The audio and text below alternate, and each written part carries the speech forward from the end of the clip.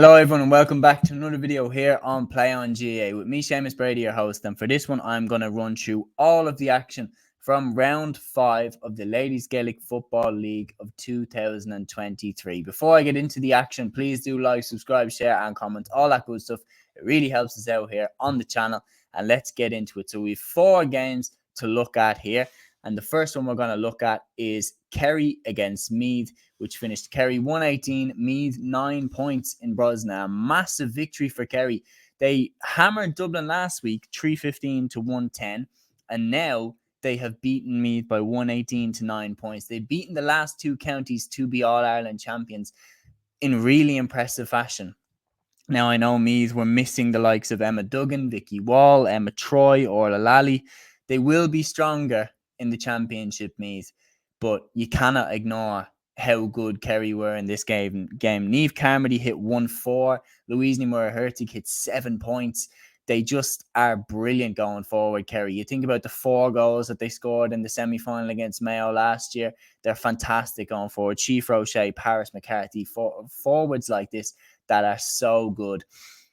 Side note, I don't know why the game wasn't played as a double header with the men's footballers in whatever order. Like if they had played the Kerry Armagh game in the men's and the Kerry Meath game in the women's in the same ground, I think that would have been fantastic. I don't know why they did that, why they made this game be played in Brosna and then the men's game be played in Austin Stack Park. Would it not have been fantastic to put them both together, have all the fans be able to go to the one ground and watch both games?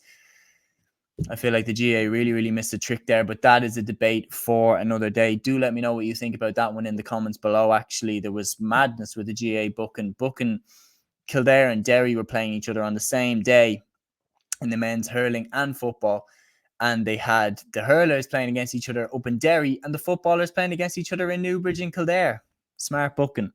But anyway, fantastic victory for Kerry. You cannot deny that. Niamh Carmody's goal, the key score really, and what settled the game as a contest long before it was over. And, you know, for Meath, that's a really damning defeat, and it more than certainly kind of eliminates their chances of making it to a league final. For Kerry, though, it puts them right in the driving seat, and they could be making their first league final since 2008, which is a massive achievement for this Kerry team.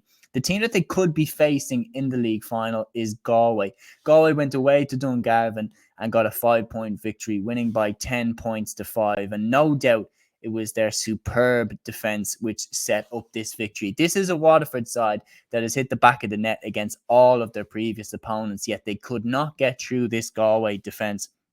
What was also key for Galway in this game was their fast start. They flew out of the blocks, hitting the mark from Katie Slevin after only 14 seconds. Aoife Malloy and Olivia Divley from play, and Roisin Leonard landed 2 frees. That all helped to send Galway in at half-time by 6 points to 2 in the lead. Waterford went 24 minutes in the second half without a score as well, proving just how good that Galway defence is. Because yes, you're saying, look, it was definitely an off day for Waterford in terms of they didn't bring their shooting boots, but that's not a bad Waterford forward line.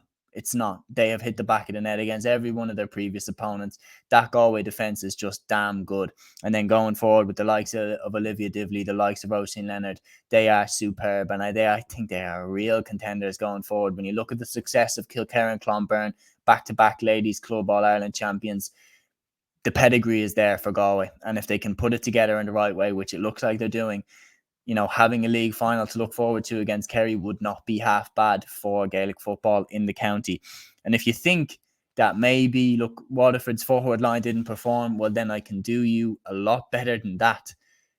Look at this scoreline. Cork 5-11, Donegal 1 point. This was in Mallow, and I triple checked the scoreline because I can't get my head around how Donegal only scored 1 point. Like, I didn't see this game, and I read up on it. I read the match reports. It's baffling. Like, how did they only get 1 point?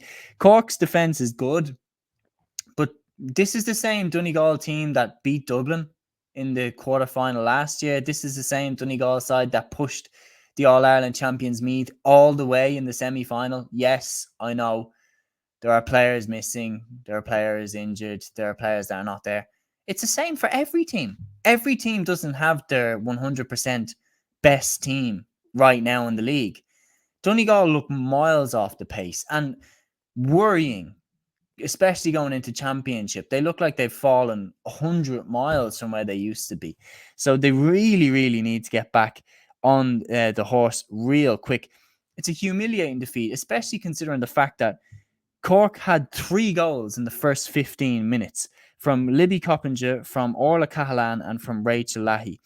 They were 3-3 to 1 point up after 15 minutes. And then in the second half, just 3 minutes into the second half, Cork had 2 more goals from Libby Coppinger again and from Rachel Lahey again. And then throughout, Shane Ronayne made 14 substitutions. The only player who started and finished the game was Emer Meany. I've never heard of that before. I've never heard of a manager making 14 substitutions in a game. Just bizarre. And the reality is Donegal completely allowed that. Donegal's performance was in no way a threat to Cork, so they were allowed to make these 14 changes. Maybe it's a little bit cocky, maybe it's a little bit disrespectful, but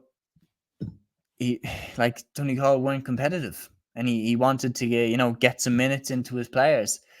I don't blame him. I don't blame Shane Ronayne for taking the opportunity to experiment and see what else he has in his panel. For Cork, it's an impressive victory, but clearly they didn't have that much competition, and they march on after another victory. For Donegal, it's their 5th defeat in 5 games, which is not impressive at all, and they really need to turn a corner really quickly. The last game then in Division 1 in round 5 was a cracker. Dublin 2-11, Mayo 2-7 in DCU St. Clair's. Just a fantastic game, an absolutely brilliant game, but one that Mayo let slip. They'd put themselves into a 6-point lead with goals either side of halftime from, I have it here, Sinead Walsh. Sinead Walsh, 2 goals either side of halftime had Mayo in a 6-point lead and an absolutely commanding position. However, goals from Kate Sullivan and Quiva O'Connor in the dying stretch of the game pulled the game back for Dublin, and they won by 4 points, 2-11 to 2-7. For Mick Bohan's side, they were staring down the barrel of a 3rd potential defeat in 5 games, which would not be good at all from a Dublin point of view. However, they fought back. Fantastic performance by the girls, because obviously, they've lost some leaders. The likes of Sinead and the likes of Lindsay Davey are now no longer on the team. The likes of Niamh McAvoy are no longer on the team. This is a Dublin team in transition, but this is a Dublin team with fight, as you can see. 6 points down, and they pull it back. Fantastic result. And now can look onwards and upwards instead of behind them, and can look forward to the championship again. So that is the full recap of the Ladies Gaelic Football League 2023 round 5. Do let me know what you thought of the games in the comments below, and do check out all the other content across the channel here on Play on GAA, covering all of the weekend's action. That's the video, guys, here. Thank you so much for giving me your time, and until the next one, take care.